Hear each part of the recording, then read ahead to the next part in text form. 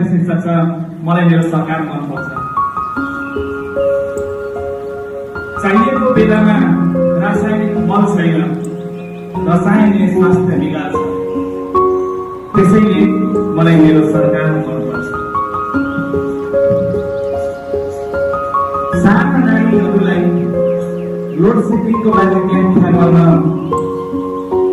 पर्दैन, भोग्न परिरहेका छन्, त्यसैले मलाई मेरो सरकार मनपर्छ।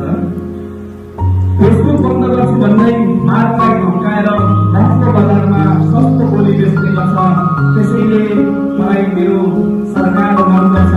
कर्णालीमा सिटामोल नपुगे पसिनाको सिँचाइले हुर्काउँछ बारी, पसिनाको सिँचाइले हुर्काउँछ बारी, उसके श्रमले भरिन्छ हाम्रो थाली, उसके श्रमले भरिन्छ हाम्रो थाली।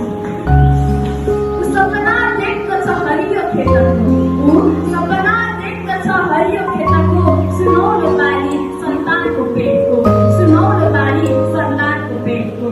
तर बिचरा बजारमा उसलाई बन्धक बनाइन्छ, बजारमा उसलाई बन्धक बनाइन्छ, मूल्य होइन उसको सपना तोडिन्छ, मूल्य होइन उसको सपना तोडिन्छ। नीति बनाउँछन् कुर्सीमा बसेर, नीति बनाउँछन् कुर्सीमा बसेर, तर सुन्दैनन् खेतका आवाज हराएर, ऋणले घेरिएको रोगले सताइएको।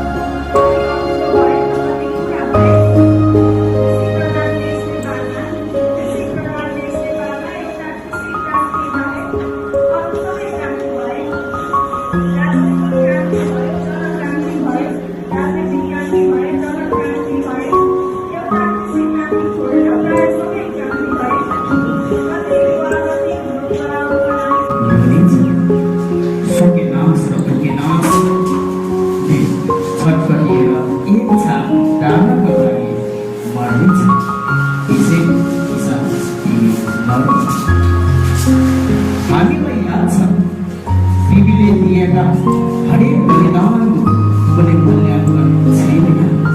यहाँ त श्री भ्रष्ट मगज कारणले अत्याचार मात्र छ। तिम्रो श्रमको कुनै कदर मानिएको छैन।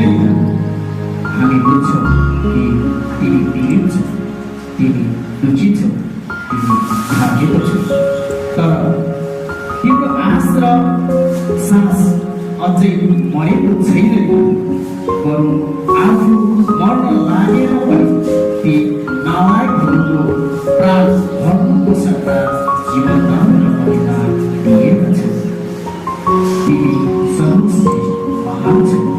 सबैको बारीमा फसल कम कविता पढिदिन्छु, खेतको आलीमा झारपात कम काव्य पढिदिन्छु।